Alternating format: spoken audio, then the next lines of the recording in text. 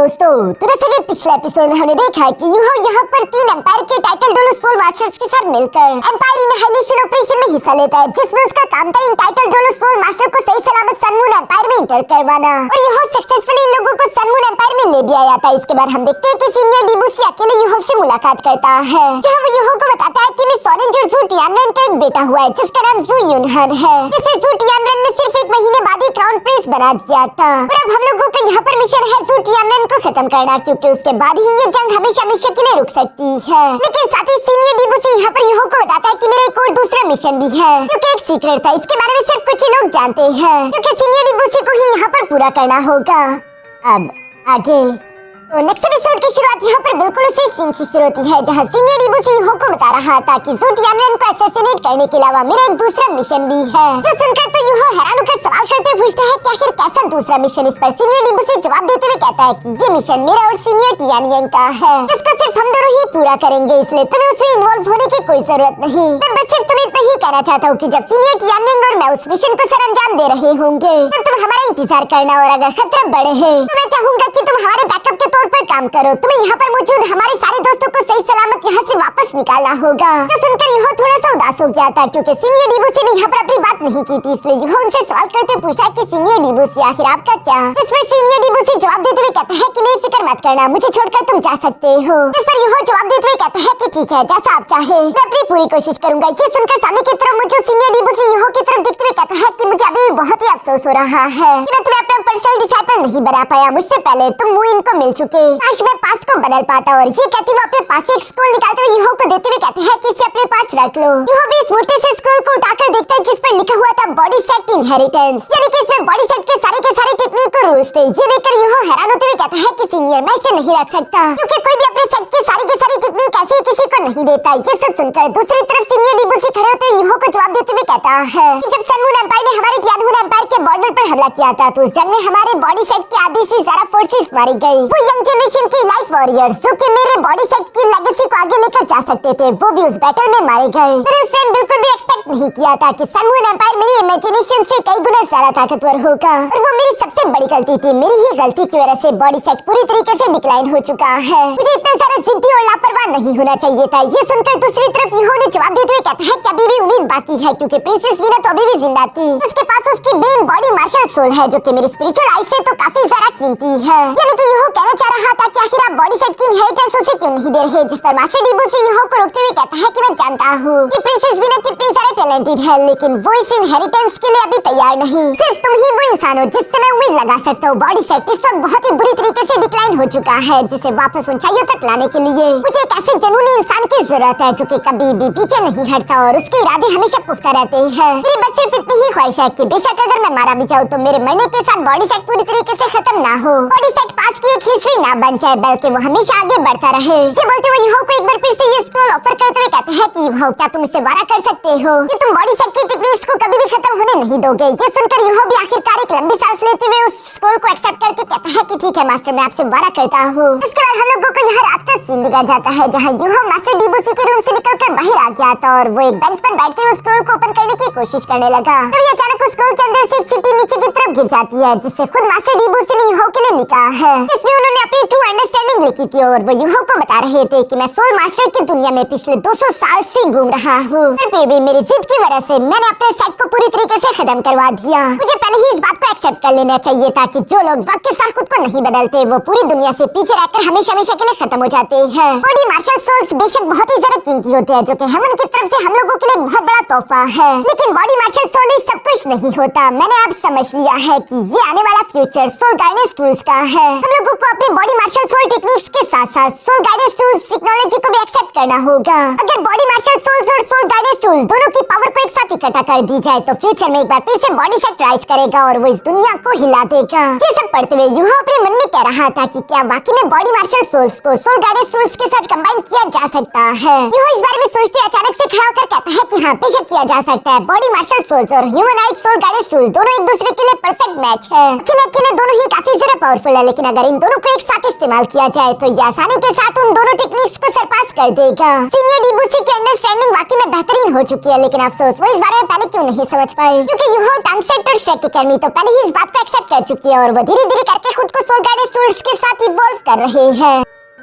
इसके बाद हम लोगों को नेक्स्ट डे का सीन दिखाया जाता है, जहाँ पर हम देखते हैं कि सन मून एम्पायर की सिटी में चारों तरफ यहाँ सोल्जर्स फैल चुके थे। साथ ही साथ एम्परर जू टियानरेन की वीआईपी मूवमेंट चल रही थी, जहाँ पर हम देखते हैं कि गाड़ी के अंदर यहाँ मिस ऑरेंज और जू टियानरेन एक सेरेमनी को अटेंड करने के लिए सीढ़ी से बाहर की तरफ जा रहे थे। ऊपर से यूहो मिस टांगबुटोंग भी ये सब देख रहे हैं। हम देखते हैं कि एम्परर जू टियानरेन की गाड़ी यहाँ अल्टर तक पहुँच चुकी थी, जहाँ पर वो एक ग्रैंड सैक्रिफिकेशन सेरेमनी करने वाले हैं। वहाँ पर पहले से ही सन मून एम्पायर के कई सारे लोग मौजूद थे, जो कि एम्परर जू टियानरेन को देखते ही उनकी जय जयकार करने लगे। टियानरेन भी आसपास की सिचुएशन को देखते हुए कहता है कि आखिर डेड गॉड डोलू यहाँ पर क्यों नहीं आई। इस पर मिस ऑरेंज जवाब देते हुए कहती है कि आप फिक्र ना करें, मुझे लगता है कि सीनियर ये इशू नहीं चाहती कि उनके होली स्पिरिट चर्च के लोग ये ओपनली दिखाई थे, ये उनके लिए ठीक नहीं। ये सब सुनने के बाद ये दोनों आगे की तरफ बढ़ने लगे। साथ ही साथ टियानरेन यहाँ पर अपनी मिसेस से सवाल करते हुए पूछता है कि आखिर क्राउन प्रिंस कहाँ पर है, उनकी सिक्योरिटी का इंतजाम तो अच्छा है ना। इस पर मिस ऑरेंज जवाब देते हुए कहती है कि हाँ, वो भी बिल्कुल महफूज है, उनकी हिफाजत खुद एल्डर कॉन्ग और रॉयल सोल इंजीनियर कॉर्प्स के गार्डियंस कर रहे हैं। यूनहान महफूज हाथों में है, उससे कुछ नहीं होगा। ये सब बोलने के बाद मिस ऑरेंज अपने मन में यहाँ यूनहान को याद करते हुए कह रही थी, मेरे बच्चे, बेशक साइंस का इस्तेमाल करते हुए मैंने तुम्हें पैदा किया है, लेकिन तुम मेरे लिए मेरी ट्रू चाइल्ड हो। मैं तुमसे बहुत ही ज्यादा प्यार करती हूँ और तुम्हें सन मून एम्पायर की सबसे बड़ी कुर्सी तक पहुँचाने के लिए मैं कुछ भी करूंगी। यानी कि वो एम्परर थ्रोन की बात कर रही थी। यहाँ पर हम देखते हैं कि जू टियानरेन और मिस ऑरेंज जैसे ही अल्टर तक पहुँचे, तभी अचानक वहाँ पर सूरज ग्रीन भी हो चुका था। यहाँ पर किसी तरह की एक सेरेमनी शुरू हो चुकी थी, जिसमें सन और मून दोनों की पावर का इस्तेमाल करते हुए उन दोनों की पावर्स को कंबाइन करते हुए यहाँ पर एक पोर्टल ओपन कर देता है, जिसके दूसरी तरफ यहाँ सन मून एम्पायर के सारे एंसेस्टर्स की स्पिरिट है, जिन्हें एम्परर रिस्पेक्ट पेश करेगा। और उससे पहले वो यहाँ पर अपने सन मून एम्पायर के लोगों से मुखातिब होते हुए एक स्पीच देता है, जिसमें वो अपने लोगों से बात करते हुए कह रहा था कि 4000 साल से हम इस डोलू कॉन्टिनेंट पर रह रहे हैं। हमने अपने हमसायों का अच्छे से ख्याल रखने की कोशिश की, हमने खुले दिल और प्यार के साथ अपने हमसायों एम्पायर्स को अपनाने की कोशिश की, लेकिन उन लोगों के दिल में हमारे लिए सिर्फ नफरत है। उन्हें लगता है कि वो हमसे तादाद में ज्यादा है, इसलिए हम उनके सामने झुक जाएंगे। लेकिन ऐसा नहीं होगा, आपके एम्परर की होते हुए उनकी ये ख्वाहिश कभी पूरी नहीं हो सकती। मैं हमेशा आप लोगों को प्रोटेक्ट करूंगा और उनकी खून की नदियां आपके पैरों के नीचे बहेगी। जो सब बोलते हुए जू टियानरेन कहता है कि और आज के दिन आपका एम्परर उन सारे के सारे फॉलन स्पिरिट्स को यहाँ रिस्पेक्ट पेश करेगा, जो कि हमारे लिए लड़े और अपनी जानों को कुर्बान किया। और कल के दिन मैं यानी कि आपका एम्परर उन फॉलन स्पिरिट्स का बदला लूंगा, जिनका बदला लेने के लिए होली वार की शुरुआत होगी। ये सुनकर तो वहाँ पर मौजूद जितने भी उनके फॉलोवर्स थे, वो सब के सब ऊंची आवाज में चिल्लाते हुए कहते हैं कि होली वार, यानी कि जू टियानरेन कल से ही एक बार फिर से जंग की शुरुआत करने वाला है, क्योंकि इन सबके सब में से किसी न किसी की प्यारी की तो मौत हुई है और ये अपने प्यारों का बदला लेना चाहते हैं। इसलिए जू टियानरेन कह रहा था कि मैं उन तीनों किंगडम्स को खत्म करके पूरे के पूरे डोलू कॉन्टिनेंट को सिर्फ एक बहुत बड़ा एम्पायर बना दूंगा।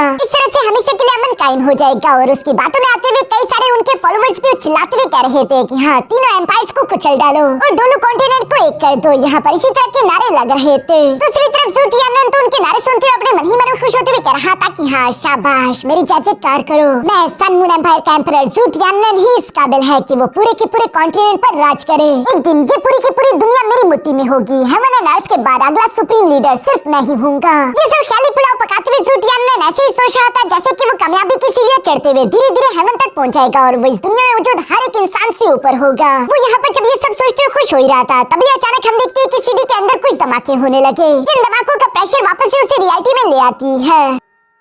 बाकी के सब लोग भी वो आवाजें सुनकर उसी तरफ देखने लगे। मास्टर जिंग तो समझ गया था कि किसी ने हमारे ईस्टर्न एमुनेशन डिपो पर हमला कर दिया, जहाँ पर ये धमाके हो रहे थे। जू टियानरेन तो आंखों ही आंखों में मिस ऑरेंज को ऑर्डर देता है, जो कि कुछ टाइटल डोलू सोल मास्टर से कहती है कि जल्दी से जाकर वहाँ पर चेक करो कि आखिर ये सब क्या है। तो सुनते वहाँ पर मौजूद कुछ टाइटल डोलू सोल मास्टर फौरन से ईस्टर्न एमुनेशन डिपो की तरफ निकल गए और सीन शिफ्ट होकर यही क्लिप पर भी आ जाता है, जहाँ पर हम देखते हैं कि होम मिस टांगबुटोंग और डोलिंग एम्पायर के सीनियर टियानिंग और उनका एक जूनियर टाइटल डोलू सोल मास्टर मौजूद था, जो कि बहुत बड़े बड़े सोल गाइडेंस कैनन का इस्तेमाल करते हुए यह एमुनेशन डिपो पर हमला कर रहे थे, जो कि एक डिस्ट्रैक्शन थी और ये काम भी कर गई थी। इसलिए वो टाइटल डोलू सोल मास्टर यहाँ पर यूहो से कहता है कि यूहो, थैंक गॉड कि तुम हमारे साथ हो। तुम्हारे बगैर हम लोग सन मून एम्पायर की डिटेक्शन सोल गाइडेंस टूल से बचकर यहाँ तक नहीं आ सकते थे। ये मिशन हमारे लिए इम्पॉसिबल ही हो जाता। हम इतना सारा परफेक्ट सरप्राइज अटैक तो कभी लॉन्च ना कर पाते। सीनियर टियानिंग भी ये बातें सुन रहा था, लेकिन वो यूहो की तारीफ नहीं करता, बल्कि वो यहाँ पर कहता है कि चलो अब हम दोनों को आगे बढ़ना चाहिए। जबकि साथ ही साथ वो यूहो और मिस टांगबुटोंग से कहता है कि तुम दोनों रिट्रीट करते हुए जा सकते हो।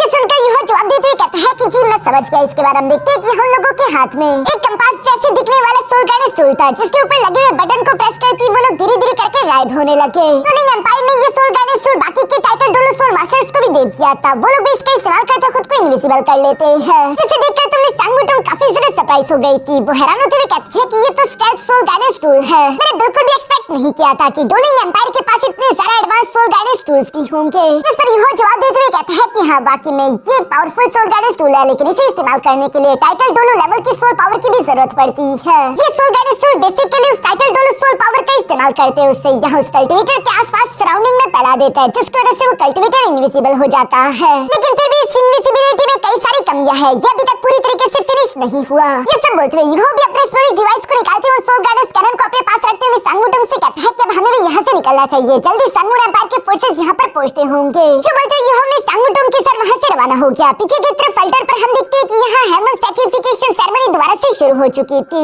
जहाँ ज़ूटियानन के लोग उसके सामने झुकते उसकी जय जयकार कर रहे थे और वो कह रहे थे कि हेमन की आपके ऊपर ब्लेसिंग है, हेमन की हमारे सनमून एम्पायर के ऊपर ब्लेसिंग है। हम चाहते हैं कि हमारे एम्परर की जिंदगी हजारों साल लंबी हो और हमारे एम्परर हमेशा कामयाब रहे। यहाँ पर वो लोग जब ये सारे नारे लगा रहे थे, ज़ूटियानन भी खुश हो रहा था। तभी अचानक वो देखता है कि चारों तरफ ब्लैक कलर की स्मोक फैल चुकी थी, जिससे इस अल्टर को कवर कर लिया। ये देखकर ज़ूटियानन भी थोड़ा सा परेशान हो जाता है। तभी अचानक पीछे से सीनियर डिबूसी की आवाज सुनाई देती है, क्योंकि कह रहा था कि ज़ूटियानन तुमने ये सोच भी कैसे लिया कि तुम्हारे ये जुल्माना तरीके हेमन कभी भी बर्दाश्त करेगा? तुम तो एक भेड़िया हो भेड़ की खाल में। ये बोलते हुए अचानक से हम देखते हैं कि सीनियर डिबूसी यहाँ अपने डिवाइन फॉर्म में फुर्र से समान होते हुए बाहर की तरफ आने लगे, जिसे देखकर सब लोग ही घबरा गए थे। दूसरी तरफ सीनियर डिबूसी कह रहा था कि आज के दिन ये बुढ़ाओ हेमन की तरफ से तुम्हें पनिश करेगा, तुम्हारे मरने का समय आ गया। ये सब सुनकर दूसरी तरफ ज़ूटियानन को भी काफी गुस्सा आ जाता है और वो सीनियर डिबूसी की तरफ देखते हुए कहता है कि ओए कमीने, आखिर तू है कौन? पहले तो तूने यहाँ पर आकर मेरे एम्परर हेमन सैक्रिफिकेशन सेरेमनी को डिस्टर्ब किया और अब तू मुझे जान से मारने की धमकी भी दे रहा है। इसकी सजा तो सिर्फ एक ही है और वो है तुम्हारी मौत। यह सीनियर डिबूसी के डिवाइन फॉर्म को देखकर सारे के सारे सोल्जर्स भी कहते हैं कि चलो हमें अपने एम्परर को प्रोटेक्ट करना होगा, सब लोग मिलकर हमला करो। इसी के साथ वो सोल्जर अपने सोल गाइडेंस कैनन्स और बाकी के वेपन्स का इस्तेमाल करते हुए सीनियर डिबूसी पर हमला करने लगे, मगर तभी अचानक पीछे से बॉडी सेट के बाकी के कल्टिवेटर्स भी वहाँ पर पहुँच गए, क्योंकि टाइटल डोलो सोल मास्टर थे और उन्होंने आते साथ ही सोल्जर्स पर हमला करते उन्हें जान से मारना शुरू कर दिया। सीनियर डिबूसी पर यहाँ पर कई सारे सोल गाइडेंस डिवाइस के अटैक हो रहे थे, लेकिन हम थोड़ी देर में देखते हैं कि वो टाइटल डोलो सोल मास्टर और सारे के सारे सोल्जर्स को मार डालते हैं, जिसकी वजह से वो अटैक्स होना बंद हो गए। दूसरी तरफ ज़ूटियानन भी थोड़ा सा परेशान हो गया था। वो अपनी तलवार को यहाँ अल्टर में गाड़ते हुए फिर से अपनी बॉडी के आसपास एक प्रोटेक्टिव शील्ड क्रिएट कर चुका, ताकि वो खुद को सीनियर डिबूसी से बचा सके। सीनियर डिबूसी भी दूसरी तरफ यहाँ उस प्रोटेक्टिव बैरियर पर हमला करते हुए उसमें धीरे धीरे करके क्रैक्स ला रहे हैं। तभी अचानक पीछे से ब्लैक ड्रैगन की आवाज सुनाई दी, जो कि कह रहा था कि ओल्ड पॉइजन, आखिर तुम यहाँ पर ये सब क्या कर रहे हो? तुम्हें मरने की इतनी ही ज्यादा जल्दी हो चुकी है। ये आवाज सुनकर दूसरी तरफ सीनियर डिबूसी भी जवाब देते हुए कहता है कि लोग जाओ जाओ, मैं जानता था कि तुम यहाँ पर आओगे।